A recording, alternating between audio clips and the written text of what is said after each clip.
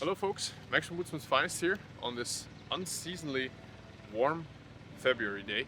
I'm very sorry for the noise in the background. I can't do anything about it. It's just construction going on here at the range. So today we're talking about how to paper tune and how to make your own quick impromptu paper tuning setup. So if you're wanting to have a little bit better airflight and a little more accuracy in your shot and a little bit more confidence in your shot, tune in. Cheers.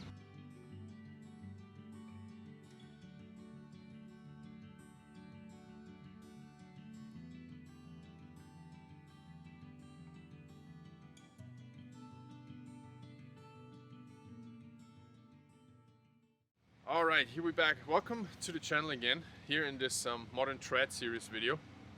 I really hope I can cut some of this background noise out. I'm doing my best here with the microphone.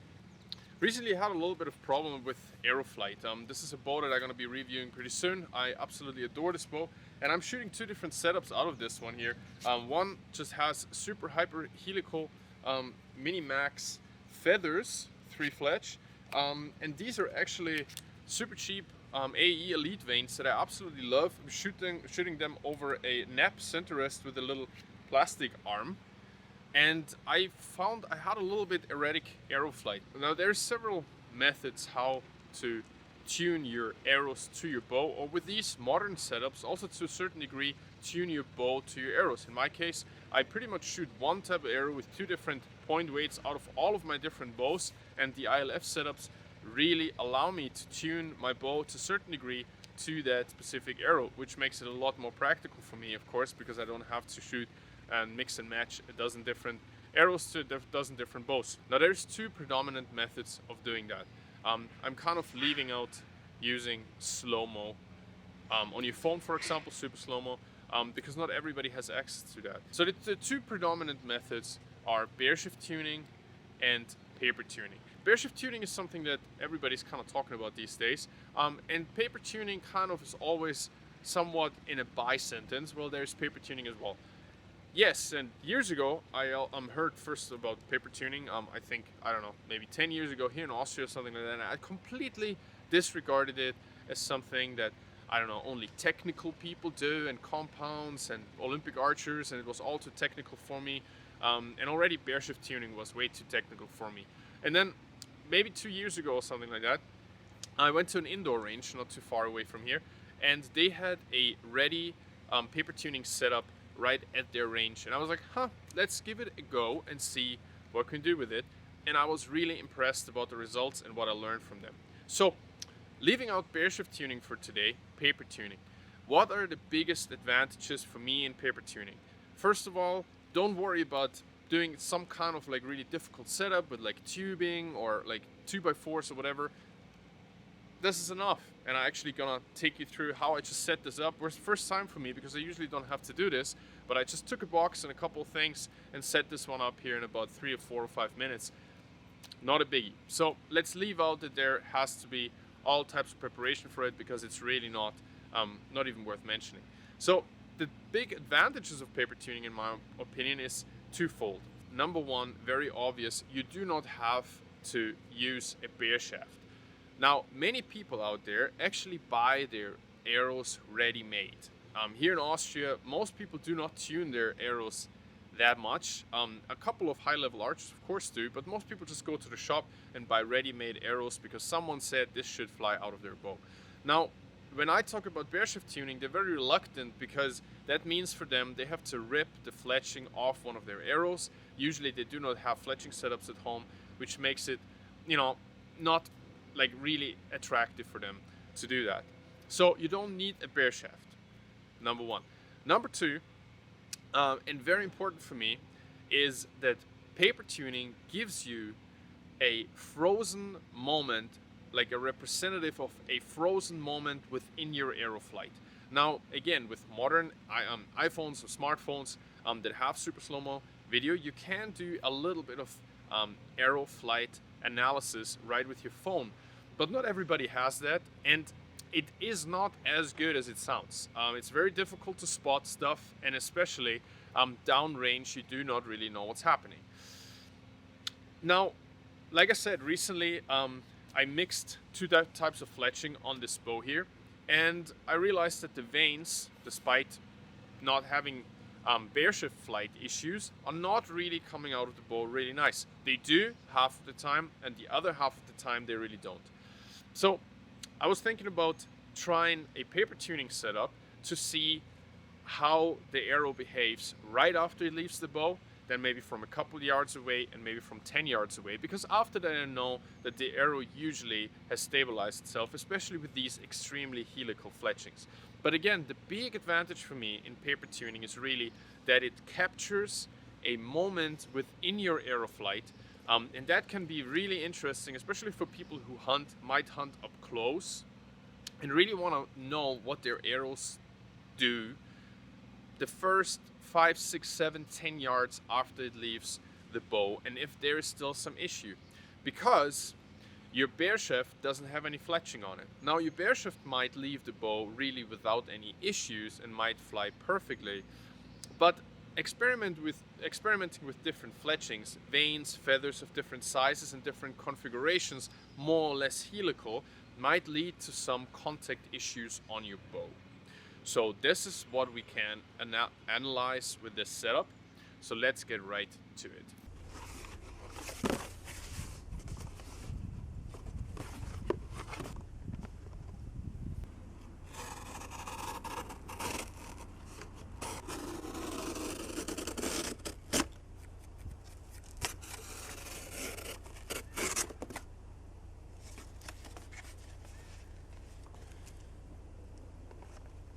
Alright, beautiful sun today.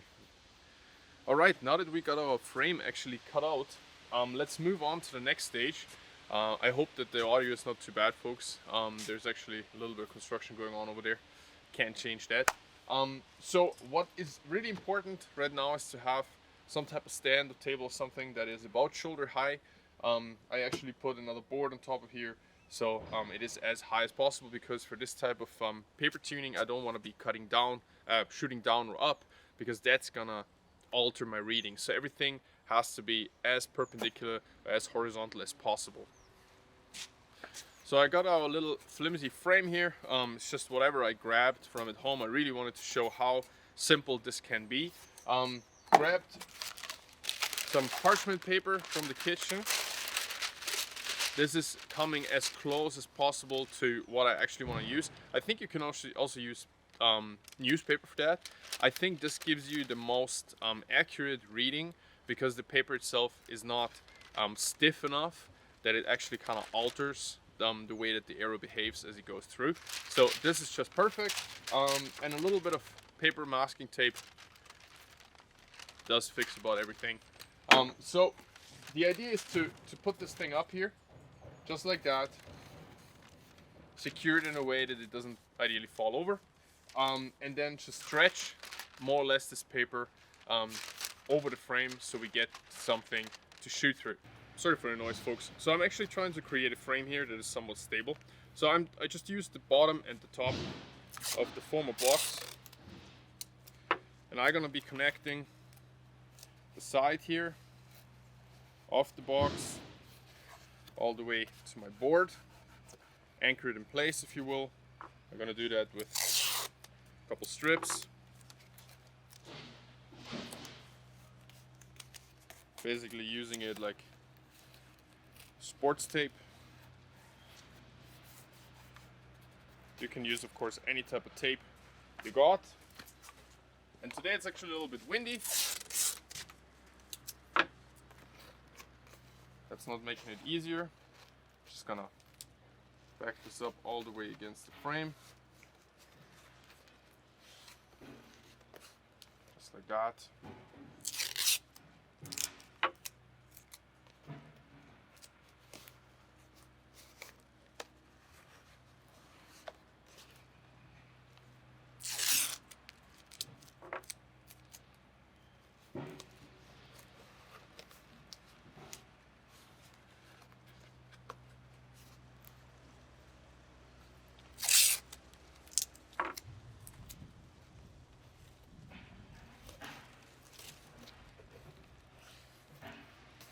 Ideally this should of course be done indoors, but I don't have an indoor range. So this is what it's going to be. It's going to serve the purpose, and that's the most important thing. Just like that. So I didn't consider it to be that windy, but here we got our frame set up. That doesn't matter. And now we're gonna stretch our parchment paper in here and see what it does. Alright, as I said, parchment paper is really great for the job because it doesn't give a lot of resistance, and I think it's gonna give a really nice reading. So for this little frame here, what I think I'm gonna be doing is just gonna cut this thing in half.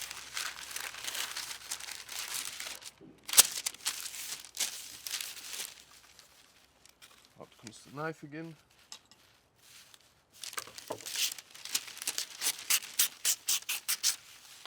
Just like that.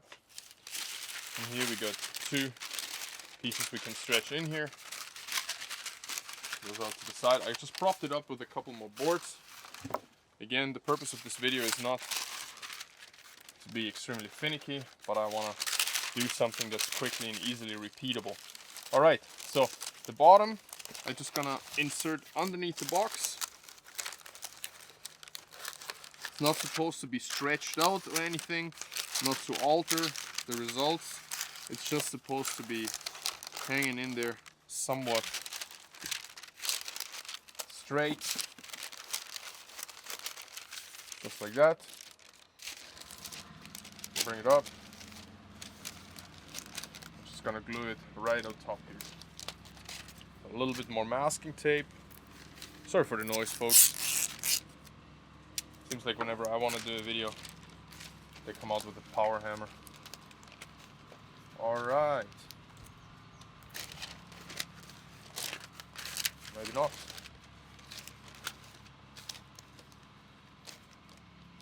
It's definitely something that can be done at home before the fact, but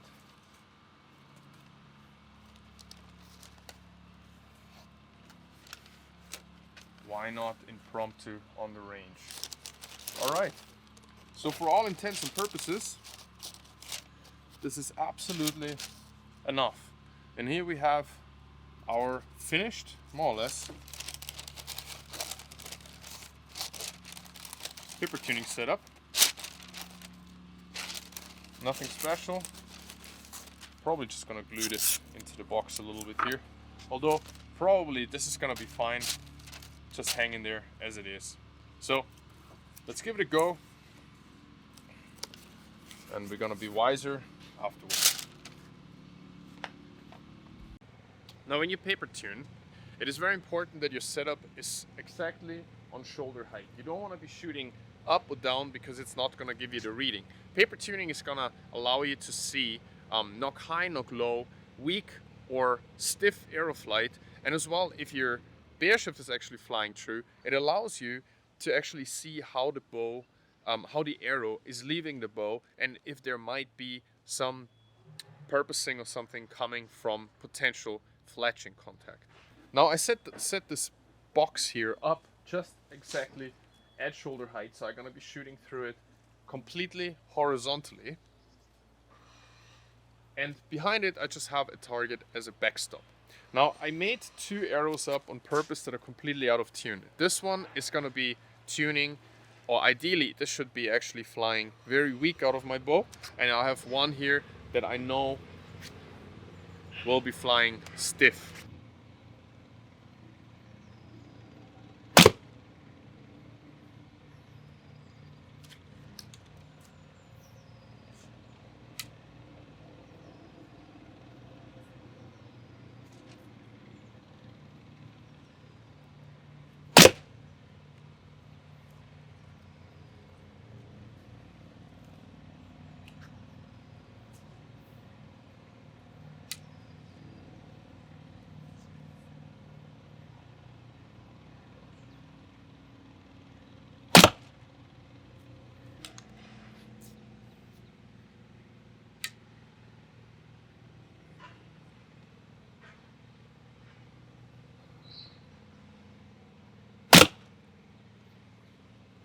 I shot on purpose a lot of different point weights, so we have a representative for each of the different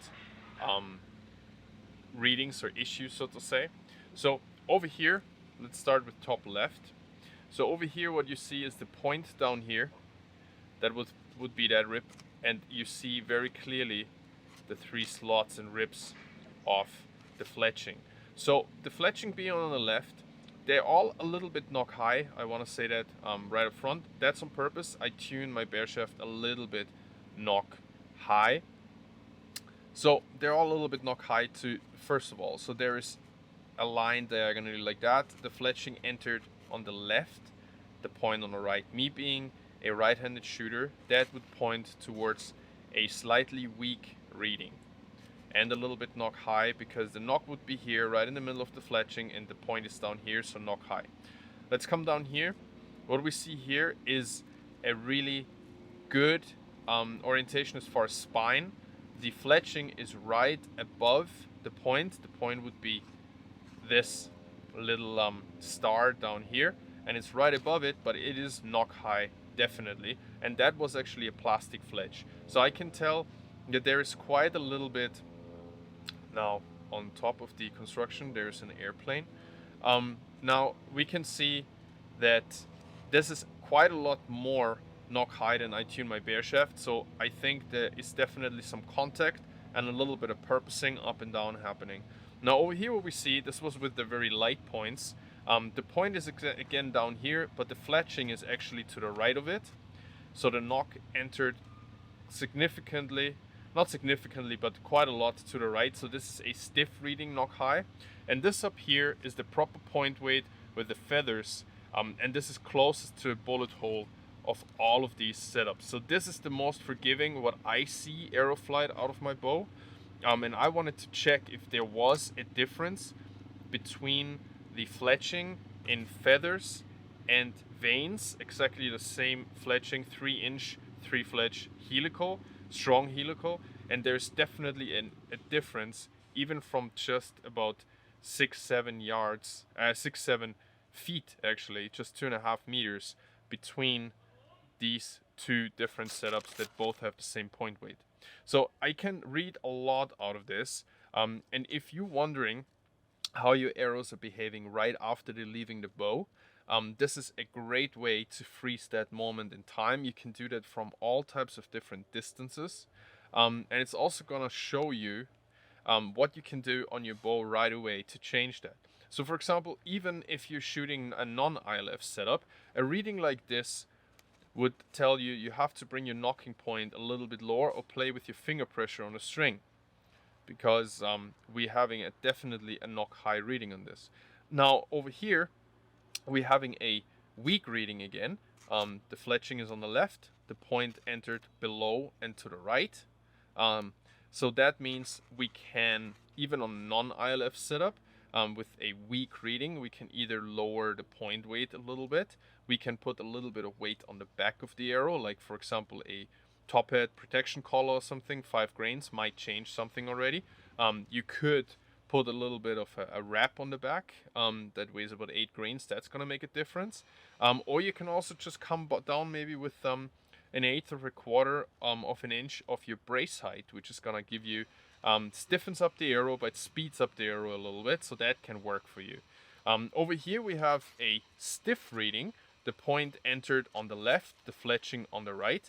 So over here we can go up 25 grains, for example, in point weight. We can take a little bit of silencing material out of our string. We can choose a string with maybe 2 strands less, or we can go up in brace height a little bit. Over here to the right, top right, I wouldn't change anything about that. That's a bullet hole, especially with this kind of setup here I have here. This is a bullet hole as far as I'm concerned, maybe very slightly knock high by just a couple of millimeters, and this is exactly how I tune my Bareshaft, so I'm not surprised that the paper tuning, paper reading is also like that. So before you're doing anything with your spine changes, as far as going up and down brace height, changing point weight or something, first change your knocking issue. So bring the knock point down a little bit, because that's going to change the spine as well. So you always want to correct point weight. Excuse me. You always want to correct knocking point issues before you working on the spine. Folks, this is it from me for today. Thank you very much for tuning in. Excuse the noise again. I can't do anything about that, and I really had to get out today with this beautiful weather and create a little bit of this content. But thank you very much for tuning in. Thank you so much for supporting the channel. You find all my information down below in the description box. Of course, my main job is carving, tool design, knife making, etc., etc. I have a ton of courses and a ton of my tool designs down there, tried and true over the last decade developed. So check it out. It's gonna help me out a whole bunch. All my camera gear, etc., etc., is all in all the affiliate links. This is kind of making it possible for me to bring this type of content to you. Thank you so much to everybody who's supporting me as well. The Push, Wild Fletching, JS Custom Strings, my buddy Klaas up here in Denmark who made this string, and of course Top Hat. Again, these sponsors are not people that reached out to me to put their products in here. It's actually stuff that I've been using for the last between 15 and a few years, and decided that this is really what I want to use after using pretty much everything on the market that was available to me. And so I actually reached out to those folks because as an independent craftsman, I know how hard it is as a one-man show to make a proper quality product and then do all the pictures, website, and all of the promotion yourself as well. So if there's someone out there that I really believe in and I like, then I'm just trying to support them and help them out with keeping the quality up and actually doing the good work. So don't take this as a sponsorship, but rather as something that I really want to support from the bottom of my heart. So thanks a bunch for tuning in, and I'm gonna catch you guys next time. Cheers. Hello everybody, Max from Woodsman's Finest here. That camera is not straight.